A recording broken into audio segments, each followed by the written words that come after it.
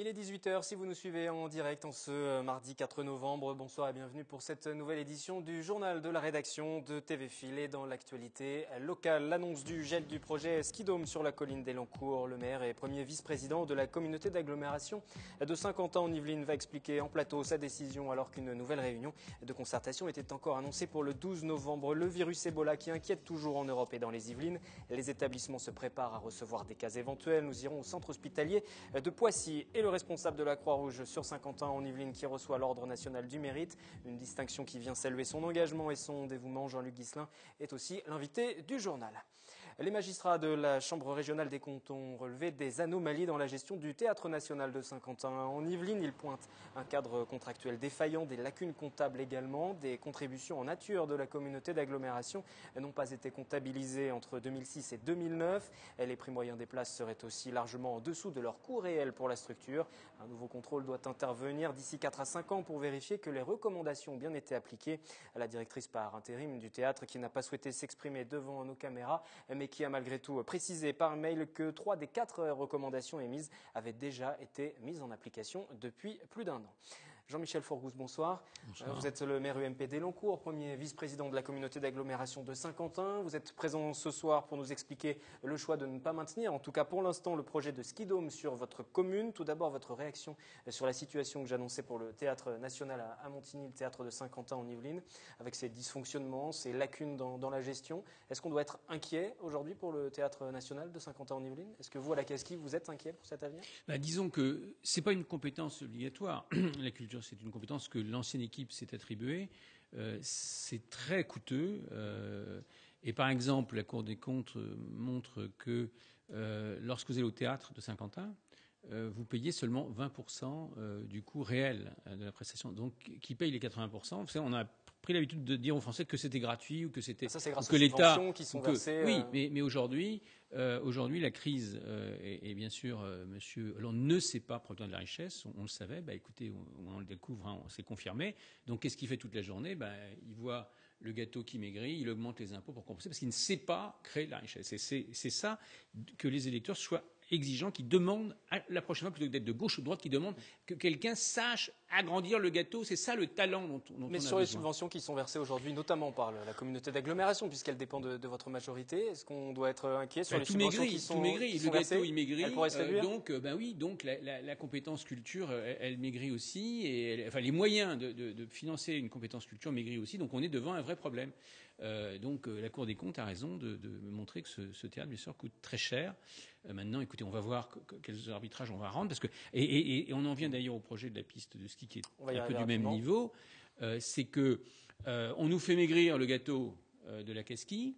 Écoutez, le projet de la colline d'Elancourt... Alors, on y vient justement à ce projet, pour repréciser tout de même les choses. 12 novembre, à Elancourt, devait se tenir une nouvelle réunion de concertation autour de ce projet de piste couverte sur la colline d'Elancourt, projet que vous annoncez aujourd'hui vouloir geler. Il y a quelques jours encore, vous défendiez ce projet. Vous nous disiez qu'il devait se faire, qu'il était très bien pour promouvoir le bassin de Saint-Quentin en Yvelines, pour faire arriver de la richesse également avec une entreprise privée qui viendrait s'installer. Aujourd'hui, vous annoncez que le projet est gelé. Pourquoi ? Parce que ce projet, il y a une entreprise privée qui met 50 millions. Et nous, enfin Casquie, pas Elancourt, Casquie doit mettre donc 5 millions pour aménager donc le reste de la colline. Puisque le projet de piste de ski, ce n'est que 20% des 52 hectares. Les autres 80%, c'est un projet de parc famille, de parc floral, donc d'une certaine qualité. Et donc c'est ça qui est présenté à nos administrés, c'est l'ensemble. Donc on fait tout ou rien. Or, si on nous dit que les 5 millions pour payer pour les 80% de cette zone, on n'a plus ces 5 millions, et on ne les a plus, les 5 millions, puisque toutes les collectivités vivent bien sûr une crise. C'est du jamais vu sur la République. À quel moment ça s'est décidé? Parce que lorsque le projet a été engagé, vous connaissiez déjà l'état des finances, vous saviez qu'il aurait été difficile de mobiliser de l'argent de la Casquie pour aménager le reste. Ça veut dire que vous avez demandé à la société privée qui va s'installer d'aider un petit peu plus et qu'elle a refusé? Oui, il est certain qu'ils ne sont pas bien sûr d'accord. Donc c'est à la Castille de faire le reste de l'aménagement qui ne concerne pas directement la piste de ski, mais qui est compatible. C'est ça, parce que vous aviez demandé à ce que le projet soit plus global, donc que l'investisseur privé si vous voulez mette un lancer peu un plus beau la main à la projet poche. sur la colline la plus élevée, de toute façon c'est un sport de glisse, on l'a vu, il y a que ça. Et bon, voilà, donc c'est un beau projet, mais c'est sur l'ensemble des 52 hectares qu'il faut aménager. Les élans courtois, ils n'y vont pas sur cette colline. Il y a moins d'1% qui se l'approprient, cette colline. Donc on veut qu'on ait un projet famille, voilà, donc c'est tout rien. Or aujourd'hui, l'État nous sert tellement, entre guillemets, se retire tellement parce qu'il est en chute libre. Hein. Je veux dire, il y a plus de confiance entre les acteurs. Quand il nous donne un chiffre, on vérifie c'est pas le bon chiffre. Je veux dire que dans cette insincérité permanente, on ne peut pas lancer un projet de cette envergure sur la ville d'Ilancourt qui a quand même été classée comme une des villes les mieux gérées des Yvelines. Donc je peux vous dire, j'ai envie de rester comme ça. Donc je ne vais pas demain exposer. Donc ce projet, on le réalisera quand on aura un équilibre budgétaire, quand on aura les garanties du projet de qualité tel qu'on l'a conçu. Donc voilà. Donc pour l'instant, on met la piste de ski au frigidaire. Voilà. On gèle la piste de ski. Sur le ski. Donc jusqu'à présent, jusqu'à maintenant, il n'y a pas eu donc de nouveaux projets. Il y avait celui-ci qui était à l'étude. Il n'y a pas de nouveau projet qui va arriver dans les prochains mois, prochaines semaines. La colline va rester en l'état. Pour l'instant, on attend que M. Hollande fasse redémarrer la croissance, ça veut dire fasse remonter le niveau des recettes fiscales et donc puisse redéployer sur les communes ces moyens. On aurait pu imaginer que vous fassiez arriver d'autres interlocuteurs privés, d'autres sociétés pour ouvrir plus largement, élargir le gâteau comme vous le disiez, mais aussi sur Saint-Quentin-en-Yvelines. Écoutez, demain, si on trouve ces moyens ailleurs, très bien. Si l'entreprise les met, très bien. Mais pour l'instant, moi, je ne me lance pas dans un projet qui n'est pas équilibré au départ. Je sais les gens qui font des promesses, qui emmènent tout le monde sans avoir l'équilibre budgétaire. On a vu les dégâts que ça peut faire en France, et on le voit aujourd'hui même au niveau national. C'est qu'il n'y a plus quand on vous donne un chiffre, vous le vérifiez, il est faux. Enfin, on ne peut pas être dans une chaîne de décision avec des acteurs aujourd'hui qui ne maîtrisent plus du tout l'impact budgétaire. En plus, j'apprends. Et pourquoi je vous dis ça? Parce qu'il y a quelques jours, j'ai appris que ça va être pire l'année prochaine que cette année sur les recettes, parce que la croissance ne n'en décolle pas. Et puis là, ça devient comme ça. On commence à rentrer dans des éléments graves. Donc, il n'est pas question que j'expose la ville d'Elancourt, ni la Casquille, très bien, mais sur la piste de ski, à des expériences de ce type-là. Donc, tant mieux. Ceci dit, vous avez amené le projet de piste de ski. Au tout début, il n'en était pas question. Vous l'avez amené. Aujourd'hui, vous dites, on n'a pas les moyens de le faire. On va vous dire, mais pourquoi vous l'avez proposé si vous n'aviez pas les moyens de le faire? Parce qu'à l'époque, on avait des engagements de l'État qui garantissaient les finances de la Casquille. Aujourd'hui, c'est plus le cas. Ils retirent, ils nous enlèvent 5 à 7 millions, là, actuellement, qu'il va falloir retrouver sur le budget. Vous voulez que je rajoute 5 millions à trouver? Non, c'est pas sérieux. Je vous rappelle, vice-président aux finances. Je suis un garçon sérieux. Il n'est pas question qu'on expose aujourd'hui les finances de la Casquille à cette expérience-là. Donc, quand l'État réouvrira les vannes, on redémarrera ce projet. Pour l'instant, en tout cas, on a décidé parce qu'on a un engagement de qualité. Ce projet, il est super. Vous savez, c'est une école de ski pour les jeunes. C'est super. Il y a vraiment le top. Mais on a vendu cela à nos administrés. On le fait tel qu'il a été, avec les normes de qualité qu'on a définies. Et donc, voilà, on a besoin de ces 5 millions, sinon on n'y va pas. Mais vous dites que le projet est donc suspendu, gelé en tout cas, parce que pourquoi pas à l'avenir, si les finances vont mieux, en tout cas pouvoir aménager le reste de la colline et du coup faire venir cet investisseur privé. Vous n'avez pas peur qu'il aille s'installer ailleurs, ce projet de ski dôme? Mais c'est possible, il est possible qu'il aille s'installer ailleurs. On est en compétition avec Barcelone, je vous le rappelle. Bien sûr, mais moi je ne prends pas des risques. Je suis pas là pour faire prendre des risques. Je crois que la France a déjà suffisamment pris de risques avec l'argent public. En tout cas, c'est pas le genre de la maison d'Elancourt, ni celle de la Casquille depuis que maintenant on la dirige. Maintenant, on est sérieux et on fait attention. On fait pas des promesses, on n'engage pas des gens si on n'a pas l'équilibre budgétaire dès le départ. Or, on ne l'a pas aujourd'hui. Une dernière question. Il y avait une forte pression des écologistes aussi sur ce projet. Est-ce que ça a joué également les écologistes, dans votre décision? Ça a joué dans votre décision? Ils vous disent que ça va réchauffer la planète. Enfin, ça tient pas la route. Donc c'est purement sur le plan financier aujourd'hui. Ça consomme moins qu'une piscine. Alors, il faut être sérieux. Non, ils sont pas sérieux. Nos collègues écologistes là-dessus, ils ont besoin de trouver, je sais pas, ils sont en recherche d'existence parce qu'ils vivent une crise aussi avec le Parti socialiste. C'est leur problème. Mais non, l'écologie n'a pas joué sur le plan financier. Et juste pour terminer, sur le plan financier, vous ne vivez pas ça comme un échec de ne pas avoir réussi à faire venir cette entreprise qui finalement dit aujourd'hui, nous on mettra tant sur la table, on ne mettra pas plus. C'est à vous de trouver l'argent pour aménager le reste de la colline. Parce que c'est ça qui se passe aujourd'hui. Ça fait 30 ans que ça dure cette histoire. En tout cas, là on a un vrai projet. Simplement, voilà, il nous manque 5 millions, donc il nous manque. Si l'État n'avait pas touché à nos dotations, on aurait pu le faire. Aujourd'hui, c'est pas le cas. Et en plus, il va continuer à toucher aux dotations. Donc à partir du moment où j'ai cette information-là, moi j'attends des chiffres, j'attends un engagement sincère, certifié de l'État, parce que là on commence à être.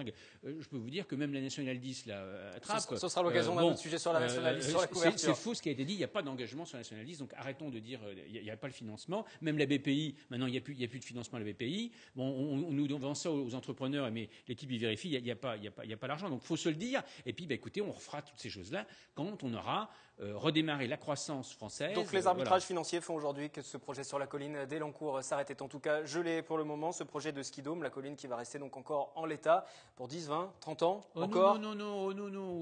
Les choses iront mieux dans les prochaines années. En tout cas, quelle idée. Merci Jean-Michel Fourgouze d'être venu ce soir. En tout cas, justice aussi dans l'actualité du jour à Versailles. Un kinésithérapeute ancien pompier volontaire comparé devant la cour d'assises pour avoir empoisonné et noyé son fils de 3 ans. À 37 ans, il reconnaît les faits mais nie la préméditation. C'était le 9 juillet 2012. Il était en instance de divorce avec la mère de son enfant au tribunal à Versailles. Pour TV Fil, Yolène Thorez et Élodie Moine. Kinésithérapeute de 37 ans et pompier volontaire à Saint-Arnoux en Yvelines, il est jugé ici devant la cour d'assises de Versailles. L'homme est accusé d'avoir tué Axel, son fils de 3 ans. C'était en juillet 2012. L'accusé avait empoisonné son fils avec des somnifères avant de le noyer dans une baignoire. Il avait ensuite tenté de se suicider mais sera sauvé in extremis. Le couple était en instance de divorce. Aujourd'hui, lors du premier jour du jugement, beaucoup de larmes. La mère d'Axel, les grands-parents d'Axel ou encore la sœur de l'accusé. L'accusé, lui, est blanc, livide. Il a la plupart du temps le regard baissé, la tête entre les mains et serait anesthésié par les médicaments. Le jugement se termine jeudi. Il encourt la réclusion criminelle à perpétuité. Et on reparle des rythmes scolaires également depuis la rentrée, tous les premiers mercredis du mois ainsi que les premiers samedis du mois. L'association des Gilets jaunes appelle à boycotter l'école pour montrer leur désaccord sur l'application de la mesure et demander l'abrogation des décrets Payon et Hamon.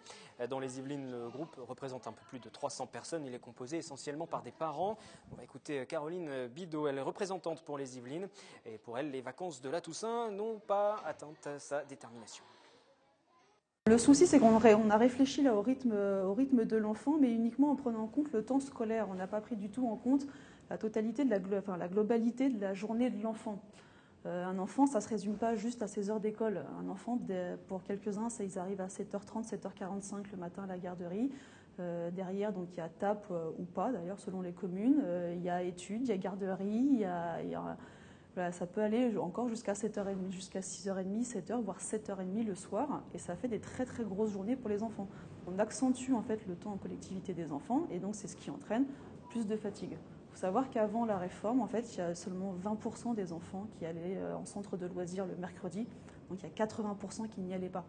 C'est aussi un de nos combats, c'est qu'en laissant l'éducation nationale s'est complètement délestée en fait, sur les communes. On laissait les maires organiser avec les moyens qu'ils avaient. Quand on sait que les dotations aux communes ont été quand même réduites cette année, c'est-à-dire qu'on leur donne moins de moyens et on leur rajoute des charges supplémentaires. Donc bien évidemment, ça crée des inégalités. D'une commune à l'autre, les enfants n'ont pas les mêmes activités. Moi, personnellement, je n'en veux pas aux maires. Ils font ce qu'ils peuvent avec les moyens qu'ils ont et quelque part, ce n'était pas à eux de prendre ça en charge, quoi. Les rythmes scolaires, quel bilan 2 mois après l'application? C'est le thème de notre 7-8 Société cette semaine en direct à 18h30 comme chaque mardi sur TV Fil. Santé, il est officiellement éradiqué au Nigeria mais le virus Ebola est toujours d'actualité dans les Yvelines. Les établissements hospitaliers se préparent donc à recevoir des éventuels cas. Ils mettent en place leur dispositif, exemple au centre hospitalier de Poissy-Saint-Germain-en-Laye avec ce reportage. À l'accueil du service des urgences de l'hôpital Poissy-Saint-Germain-en-Laye, le patient ne peut pas y échapper. Ces affiches placardées sur les murs alertent sur le virus Ebola.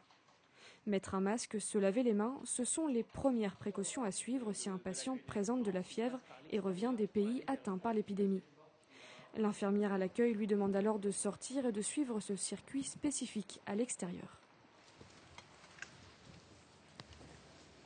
Donc le patient est accueilli ici et isolé dans la salle d'examen immédiatement, ce qui limite les contacts dans le service avec les patients et les professionnels de santé. Et vous avez ici pour le personnel la procédure d'habillage et de déshabillage pour permettre d'avoir des mesures de protection individuelle les plus efficaces possibles. C'est en effet dans cette zone qu'un binôme formé d'un médecin et d'une infirmière confirmée s'habille selon ces règles très rigoureuses. Grâce à des kits de protection individuelle spéciale Ebola, rangés dans cette salle un peu plus loin, tout est fait pour éviter les risques de contact et de contamination.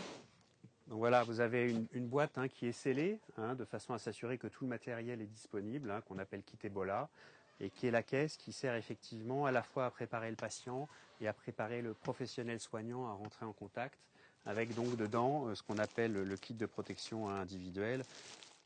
Lunettes de protection, masques, Charlotte, tout est scellé et prêt à l'emploi. Pour rassurer le personnel de santé et en cas de risque plus fort, cette tenue intégrale encore plus protectrice a même été commandée par l'établissement. Une fois que les professionnels de santé sont parés, ils procèdent à un interrogatoire du cas suspect dans une salle d'examen standard entièrement vidée pour l'occasion. Aucun prélèvement n'y est réalisé et le patient n'en sort pas jusqu'à ce qu'une décision soit prise. Soit le cas suspect est levé, dans la plupart des cas c'est ce qui arrive, c'est-à-dire qu'en fait on pensait que c'était possible et finalement en lien avec le SAMU, l'INVS et l'ARS, ce cas n'est pas confirmé. Ou si ce cas devient possible, à ce moment-là il est transporté par le SAMU qui vient le chercher ici, dans le centre de référence. L'hôpital Bichat pour les adultes et l'hôpital Necker pour les enfants, tous deux situés à Paris, sont les centres de référence. C'est là que les prélèvements sont réalisés sur les patients. Les prélèvements sont envoyés à Lyon et dans les 6 à 12 heures, le diagnostic est confirmé ou non. Le déshabillage du médecin et de l'infirmière est ensuite supervisé par une troisième personne et leur tenue transposée dans ces containers scellés et envoyée à l'incinération. Pour l'instant, aucun cas suspect n'a dû être isolé selon cette procédure dans l'établissement. En France, selon le ministère de la Santé, moins de 500 signalements pour Ebola ont été répertoriés depuis juin. 18 cas ont été classés comme possibles, mais aucun d'entre eux ne s'est révélé positif jusqu'à présent. Il vient de recevoir pour son dévouement l'Ordre national du mérite avec le grade de chevalier, la cérémonie qui s'est tenue à Maurepas fin octobre. Bonsoir Jean-Luc Ghislain et bienvenue. Bonsoir. Vous êtes le président de la Croix-Rouge à Saint-Quentin en Yvelines. On a souvent l'occasion de vous recevoir pour parler de vos différentes activités. Ce soir, on va parler un peu de vous, forcément. Oui. Cette distinction que vous avez ramenée d'ailleurs, vous avez juste devant vous, elle a été remise à la demande de plusieurs de vos proches. Comment, voilà cette distinction, comment vous avez accueilli cette nouvelle? Vous n'étiez pas au courant? C'est pas vous qui avez fait la demande? Non, c'est pas moi qui ai fait la demande. C'était une grande surprise de recevoir cette information et de recevoir cette distinction. C'était... J'aurais jamais pensé, moi, personnellement, la demander parce que je pensais pas la mériter spécifiquement, mais bon, il semble que si. C'est au moment de votre retraite que vous vous êtes engagé pour la Croix-Rouge ou ça remonte à plus longtemps? Non, c'est au moment de la retraite que qu'est-ce qui explique ce choix? Donc j'ai toujours fait, j'ai une vie professionnelle un peu bousculée puisque j'ai travaillé à l'étranger, j'ai fait 15 ans à l'étranger, ensuite je suis revenu en France, je me suis organisé avec une entreprise sur Saint-Quentin en Yvelines. Et puis au moment d'arrêter, je pouvais pas envisager d'arrêter et rester à rien faire. Et donc j'avais déjà quelques activités au sein du Lions Club. Et on m'a proposé d'aider la Croix-Rouge parce qu'il y avait un besoin spécifique au niveau de la Croix-Rouge. Et je pensais y mettre le bout du doigt et puis ça a pris le bras et tout le reste. Aujourd'hui, vous êtes président sur Saint-Quentin en Yvelines. Il y a même 11 communes avec 80 personnes. Vous gérez les épiceries sociales de Trappes, d'Elancourt, la Vesti-boutique de Montigny. Il y a aussi la Health-Thérapie d'Alzheimer, c'est plus récent à Maurepas. Il y a beaucoup d'autres choses aussi. De tout cet engagement, vous en retirez quoi également? Vous disiez, je veux rester actif au moment de la retraite, mais vous en retirez aussi quoi? Des échanges humains, des rencontres C'est-à-dire que c'est vraiment mettre ce que je dis, les mains dans le cambouis, parce que on est vraiment en contact avec des personnes qui ont vraiment besoin qu'on les aide. On parvient vraiment à les aider, grâce aux bénévoles, grâce au soutien des municipalités, de la Casquie et autres. Et on s'aperçoit que vraiment ça apporte quelque chose à ces gens et qui leur manque et qui est un minimum vital qui leur manque naturellement. Et il y a des moments difficiles aussi. Est-ce qu'on se prépare même mentalement lorsque vous êtes arrivé aussi à la Croix-Rouge à rencontrer des gens qui sont dans la difficulté, dans le besoin? On a vu quelques images des maraudes, notamment ces moments au plus dur de l'hiver où vous allez à la rencontre de ces SDF qui n'ont rien, qui sont abrités comme ils peuvent. Oui, mais alors on se prépare, oui, on fait des petites formations au niveau de la Croix-Rouge sur le plan psychologique et tout ça, parce qu'on rencontre, c'est vrai, des situations qui sont parfois très difficiles, mais l'uniforme de la Croix-Rouge est un tel vecteur positif pour ces gens en difficulté que il y a des endroits où j'irai pas à titre personnel et sans l'uniforme et sans le véhicule de la Croix-Rouge, où je suis arrivé en maraude par exemple, et des jeunes dont j'aurais jamais osé leur adresser la parole en situation normale m'ont amené eux-mêmes auprès de gens en difficulté en me disant si on va vous montrer, ils sont là, nous on les trouvait pas, eux savaient où ils étaient, et c'est eux qui nous ont aidés à les trouver, qui nous ont aidés à les sortir de l'endroit où ils étaient. Vous avez l'impression d'avoir un costume de super-héros un petit peu? Oui, si on peut dire, oui. Avec votre gilet. Disons qu'on est 90 millions à le porter, donc il faut croire que ça porte ses fruits et ça marque suffisamment les esprits pour que tous les gens qui sont en difficulté nous reconnaissent comme étant quelqu'un qui va venir les aider. Et donc, à partir de là, on est toujours accueillis avec un certain sourire. Et je sais que j'ai parlé hier soir avec deux SDF qui dorment dans les bois ici sur Montigny. Ils étaient contents, que ça faisait quelque temps que je les avais pas vus, ils étaient contents qu'on puisse se parler, que je puisse leur demander des nouvelles, savoir comment ça avançait, tout ça. Et ils s'intéressaient. C'est difficile de couper le lien, aussi couper les ponts lorsque vous rentrez chez vous. Est-ce que vous êtes tout le temps à penser à ces rencontres que vous avez menées, à ce travail à plein temps? Oui, on peut pas couper les ponts. Je pense que quand on a commencé, si on a décidé de bien le faire, on coupe pas les ponts. En fait, hier soir, j'ai été avec ces SDF, mais l'autre bénévole qui était avec moi, c'était ma femme. Donc on est rentrant, on a reparlé. Alors ça veut dire que vous avez entraîné toute votre famille dans ce mouvement? Oui, voilà, ma femme, mes enfants donnent un coup de main régulièrement. Oui, parce qu'ils se rendent compte que on répond à un besoin et que c'est vraiment quelque chose de positif. Ouais. Pourriez-vous vous engager de la même manière pour une association? C'est la question que nous sommes allés vous poser aujourd'hui. C'est notre question du jour au micro-trottoir. Je suis très occupée, donc je ne crois pas que j'aurai du temps. Je participe déjà à des actions sous d'autres formes, mais pas forcément sous celle d'une association caritative, oui. Non, je ne fais pas partie. Il m'arrive de donner à des associations caritatives. Le Secours populaire français, le Secours catholique, les Restaurants du Cœur, par exemple. Pour l'instant, je cherche du travail et ça me prend pas mal de temps, donc je vais d'abord trouver un travail, c'est de m'établir un petit peu et après on verra. Pour le moment, pas vraiment, mais pourquoi pas plus tard? Parce que là, j'ai beaucoup d'activités, donc j'ai pas trop le temps. Je suis retraitée, mais moi, j'aurais aimé m'occuper des enfants malades à l'hôpital, quelque chose dans ce goût-là, quoi. Et Jean-Luc Guisselin pour la Croix-Rouge est lui engagé sur 50 ans en Yvelines avec cet ordre national du mérite. Est-ce qu'il y a encore d'autres engagements? Vous avez mentionné le Lions Club aussi pour lequel vous impliquez. D'autres engagements que vous souhaiteriez prendre? Non, ça suffit. Est-ce que vous pensez passer la main? Oh, peut-être, mais pour l'instant, ça continue. Déjà, je suis encore élu pour 2 ans, donc j'ai encore 2 ans. Mais c'est vrai que l'idée de faire une activité peut-être différente au sein de la Croix-Rouge dans le futur, pourquoi pas. L'âge venant, quand même manier des cartons et tout ça, ça finit par être un petit peu fatigant. Donc, la relève aussi se manifeste pour venir voilà, tout à fait. Pour montrer le même engagement que vous. On recherche, tout à fait. Merci d'être venu encore ce soir et puis bravo pour cet engagement. Nous allons bientôt refermer ce journal non sans partir à la découverte de la faune sauvage. C'était le thème d'une balade proposée samedi par l'association Ville Verte et direction à la forêt de Champ-Garnier. Des images d'Élodie Moine. Alors, on pourrait trouver des sangliers. Et qu'est-ce qu'ils pourraient nous laisser comme traces ou indice de présence? Comment? Très bien, leurs excréments. Très bien, les excréments ensuite. Planche photographique avec empreinte d'ongulés, réglette à la main pour mesurer les traces et c'est parti pour 2h30 de balade dans la forêt de Champ-Garnier à Magny-les-Hameaux, une forêt qui appartient à l'Agence des espaces verts d'Île-de-France. Le but, montrer toutes les diversités que l'on peut trouver dans un espace boisé. Les grands animaux, comme tout ce qui est cervidés, vont déposer des traces sur le sol avec leurs pas. Et on peut mesurer avec des réglettes, donc des réglettes en centimètres, la taille de la trace. Et ensuite, essayer de trouver est-ce que ça appartient à un cerf, est-ce que ça appartient à un sanglier, est-ce que ça appartient peut-être à un chevreuil, et ainsi de suite. Donc on va mesurer les empreintes en fonction aussi des planches qu'on a, puisque toutes les empreintes ne sont pas les mêmes. De la diversité parfois bien cachée, à commencer par les oiseaux.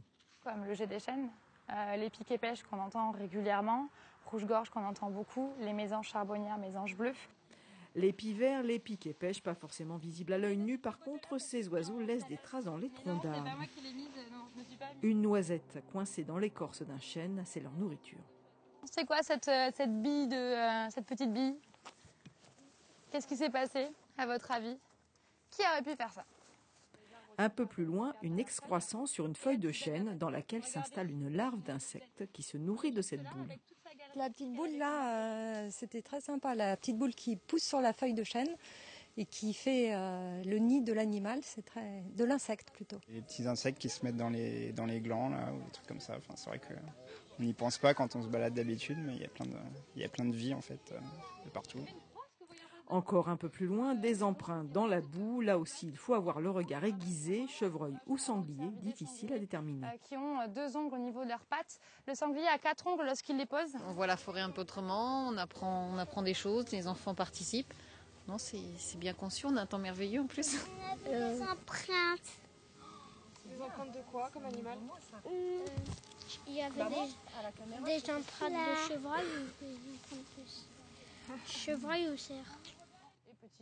C'était la 4e et dernière visite de la saison. Parce que le roi était à cheval et les paysans devant étaient amenés à ramasser le gibier en fait qui était attrapé par le roi. C'est la fin de ce journal. Je vous retrouve demain mercredi dès 18h, toujours en direct sur TV Fil. Bonne soirée.